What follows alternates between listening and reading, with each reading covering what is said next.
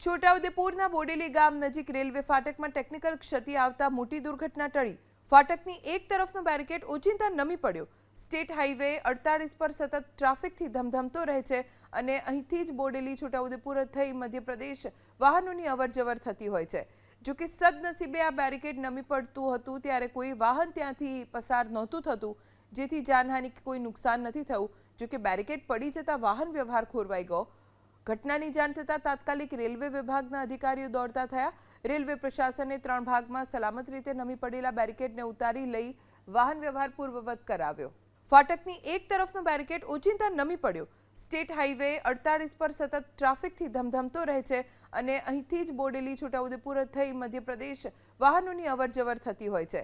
જો કે સદનસીબે આ બેરિકેડ નમી પડતું હતું ત્યારે કોઈ વાહન ત્યાંથી પસાર નહોતું થતું, જેથી જાનહાનિ કે કોઈ નુકસાન નથી થયું। જો કે બેરિકેડ પડી જતા વાહન વ્યવહાર ખોરવાઈ ગયો।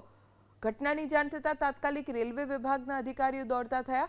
રેલવે પ્રશાસને 3 ભાગમાં સલામત રીતે નમી પડેલા બેરિકેડને ઉતારી લઈ વાહન વ્યવહાર પૂર્વવત કરાવ્યો।